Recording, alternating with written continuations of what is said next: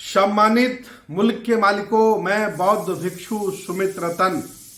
कल 9 अक्टूबर है। बहुजन आंदोलन के मसीहा, उत्तर भारत में राजनीतिक चेतना लाने वाले बीएसपी के संस्थापक, DS4 के संस्थापक मान्यवर कांसीराम साहब की पुण्यतिथि है।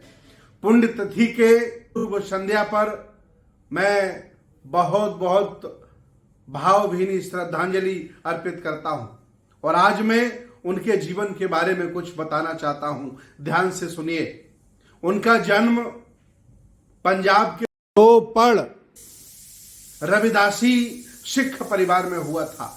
पढ़ने लिखने में वो अच्छे थे, मेहनत की, परिश्रम किया और उन्हें क्लास 1 की नौकरी मिली और वह वैज्ञानिक बन गए और उनका पहली पोस्टिंग हुई वो जगह है महाराष्ट्र, जहां उन्होंने जातीय भेदभाव, असमानता बहुत सारा देखा। चूंकि वो सिख हो गए थे तो बहुत ज्यादा जातिवाद, छुआछूत उन्होंने नहीं देखा था। जब वो बतौर नौकरी वहां ज्वाइन किए तो उन्होंने जातिवाद, भेदभाव देखा। उनके साथ ही बाबा साहब डॉक्टर अंबेडकर 14 अप्रैल की छुट्टी ले रहे थे, उन्हें शासन प्रशासन नहीं दे रहा था। मान्यवर कांसीराम साहब को यह पता चला, उन्होंने अपने साथियों की मदद की और बाबा साहब की जयंती का 14 अप्रैल का अवकाश प्राप्त किया। बहुत दिनों गहमा गहमी चलती रही। अंततः उन्होंने सामाजिक जीवन का मार्ग चुना, परिवर्तन का मार्ग चुना और जातिवाद, छुआछूत, विषमता से लड़ने की कसम खाई और उन्होंने क्लास 1 की नौकरी छोड़ दी। नौकरी छोड़ने के बाद उन्होंने साहित्य पढ़ा, उन्होंने आरपीआई में काम किया, बाम सेफ उनके साथियों ने डेवलप की, उनके साथ मिलकर के काम किए और देखा, जाना, सीखा। तब उन्हें पता चला कि ज्योतिबा फुले कौन है, सावित्रीबाई फुले कौन है, नारायण गुरु कौन है और छत्रपति साहूजी महाराज कौन है, पेरियार रामास्वामी नायकर कौन है। उत्तर भारत के लोग इन्हें जानते नहीं थे। उन्होंने उस दौरान आरपीआई में काम किया। जब देखा कि आरपीआई भी उन्हीं के साथ मिलकर के काम करती है जिनके हम विरोधी हैं, जो मेरे दुश्मन हैं, अर्थात वो ये बात समझ गए थे कि बाघ और बकरी कभी दोस्त नहीं हो सकते। उन्होंने मन बना लिया उत्तर भारत आने का, DS4 बनाया, बीएसपी बनाई। सैकड़ों नहीं हजारों लोग उन्हें अपना जीवन देने वाले मिल गए, क्योंकि उनके पास बड़े सपने थे, बड़े लक्ष्य थे। वो हमें सामाजिक, राजनीतिक, धार्मिक, आर्थिक और भारत का शासक बनाना चाहते थे। उन्होंने पार्टी बनाई, बहुत सारे लोगों ने अपना जीवन उन्हें दे दिया, उनके साथ लग गए, अपना घर परिवार सब त्याग दिया। मान्यवर साहब ने प्रतिज्ञा ली कि मैं कभी शादी नहीं करूंगा, व्यक्तिगत संपत्ति नहीं बनाऊंगा, किसी भी कह सकते हैं शादी ब्याह में या छोटे पूरे कार्यक्रम में समय खराब नहीं करूंगा और बहुत सारे निर्णय लिए। जीवन भर बाबा साहब के आंदोलन को जन जन तक पहुंचाने के लिए संकल्प लूंगा। DS4 बनाया, संघर्ष किया। उन्होंने उस जमाने में SC, ST, OBC माइनॉरिटी के लोगों को साथ लिया। सरकारी कर्मचारी, चूंकि राजनीतिक आरक्षण और सरकारी नौकरियों में आरक्षण शेड्यूल कास्ट को बहुत पहले से मिल गया था, तो उनके IAS, PCS, जज, डॉक्टर, इंजीनियर बन गए थे। उन सब लोगों को साथ लिया। हालांकि वो सब लोग कांग्रेसी थे, आरपीआई में जुड़े थे, फिर भी मान्यवर कांसीराम साहब ने हिम्मत नहीं हारी, उन सबको साथ लिया और एक बहुत बड़ा मोमेंटम खड़ा हुआ। अकेले चले थे, कारवां उनके साथ चल पड़ा। बहुजन मतलब एक जाति नहीं है, बहुजन मतलब 85, बहुजन मतलब 90, पूरा OBC, पूरा शेड्यूल कास्ट, पूरा माइनॉरिटी, तब जाके बहुजन उनके हिसाब से बनता था। और उन्होंने इस सिद्धांत को लेकर के बहुजन समाज पार्टी बनाई। जब हमारे पास पैसे नहीं थे, साधन नहीं थे, वक्त बहुत खराब था, तब हम MP MLA जिताते थे। और आज वक्त अच्छा है, पढ़े लिखे लोग भी हैं, साधन संसाधन भी है, पैसा भी है, तब हम पार्टी को नहीं जिता पा रहे हैं। मान्यवर कांसीराम साहब ने पूरा जीवन झोंक दिया।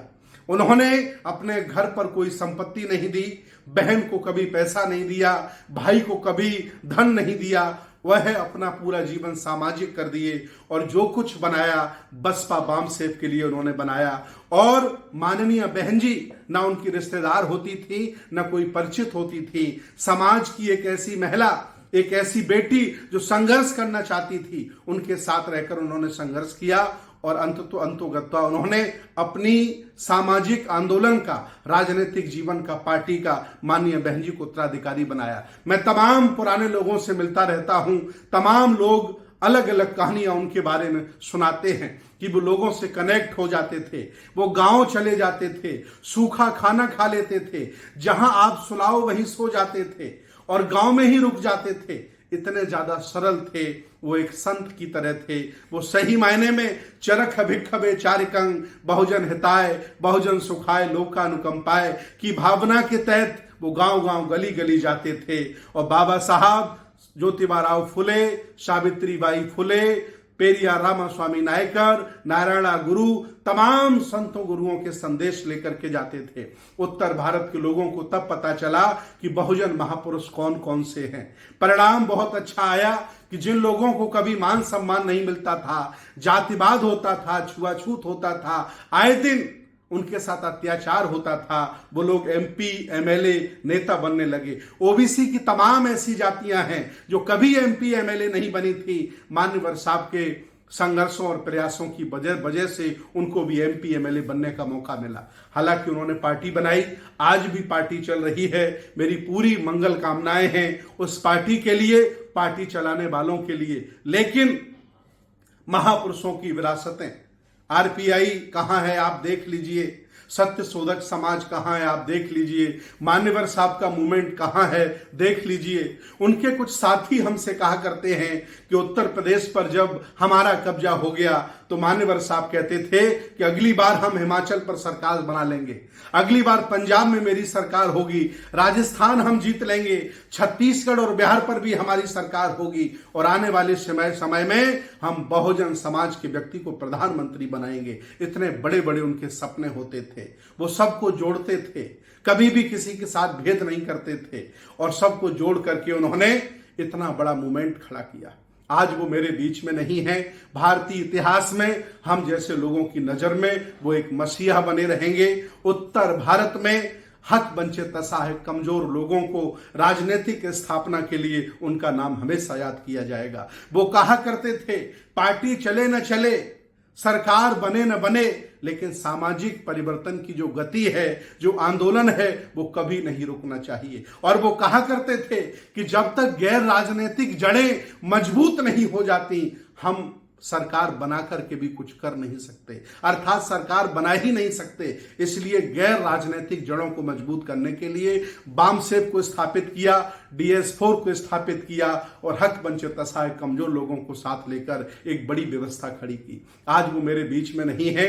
मैं उम्मीद करूंगा कि उनके उत्तराधिकारी उनके विचारों को, उनकी संस्कृतियों को आगे तक ले जाएं। मैं भी उनका कहीं न कहीं एहसानमंद हूं कि उन्होंने हक वंचित असहाय कमजोर लोगों को बहुत आगे तक बढ़ाया। लोगों का मानना यह भी है कि उन्होंने BRC बनाई थी, बुद्धिस्ट रिसर्च सेंटर बनाया था। उनका सपना था एक बड़ी यूनिवर्सिटी हम बनाएं, गौतम बुद्ध यूनिवर्सिटी माननीय बहन जी के माध्यम से बनी। उनका सपना था कि हर जिले में, हर बड़े शहर में हम बड़े बड़े पार्क बनाएं, जैसे नेहरू पार्क, इंदिरा पार्क कांग्रेसियों ने बनाए थे, वैसे हम भी बनाएं। और वाकई में जब सरकार आई तो उनके सपनों के अनुसार माननीय बहन जी ने बनाने का काम किया। आज मैं बहुत चिंतित हूं, बहुत दुखी हूं कि उनका आंदोलन शिथिल पड़ गया है, उनकी विचारधारा कमजोर पड़ गई है। दिल बड़ा करो, नाक छोटी करो और सब लोगों को साथ लेकर के चलो। मान्यवर साहब का हम सपना सब लोग मिलकर के पूरा करेंगे। उनकी संस्कृति, उनकी सभ्यता, उनका दर्शन, उनके विचार हम मरने नहीं देंगे। हम चाहते हैं कि सारे लोग मिलकर के साथ चलें और उस विचारधारा को, उस संस्कृति को बढ़ाएं। मैं कहना चाहता हूं कि मान्यवर साहब के प्रयासों ने सम्राट अशोक के बाद अगर इस आंदोलन के लिए सबसे बड़ा काम किया है तो मान्यवर साहब का नाम हम गर्व से लेते हैं, फख्र से लेते हैं। आज वो मेरे बीच में नहीं है, लेकिन वो जिंदा है, क्योंकि अपने लिए जीने वाला मर जाता है, देश और समाज के लिए, विरासत के लिए जीने वाला कभी मरता नहीं। मान्यवर साहब अमर हैं। आज मैं चाहता हूं पूर्व संध्या पर मेरा ये संदेश है, हम सब लोग मिलकर के उस आंदोलन को आगे बढ़ाएं। गालिब एक भूल में हमेशा करता रहा, धूल चेहरे पर थी और आईना साफ करता रहा। दूसरों की बुराई आलोचनाओं से कुछ नहीं होगा। अपने गिरेबा में झांकिए कि आज हम कहां हैं और कल हम कहां थे। कैसे हम सब लोगों को साथ लेकर चलें, बहुजन मैत्री बनाई जाए और मान्यवर साहब के सपनों को आगे बढ़ाया जाए। उनके निधन पर, पुण्यतिथि पर, परिनिर्वाण दिवस पर मैं बहुत बहुत भावभीनी श्रद्धांजलि ज्ञापित करता हूं, अर्पित करता हूं और उन्हें नमन बंदन करता हूं। बहुत बहुत धन्यवाद, बहुत बहुत साधुवाद।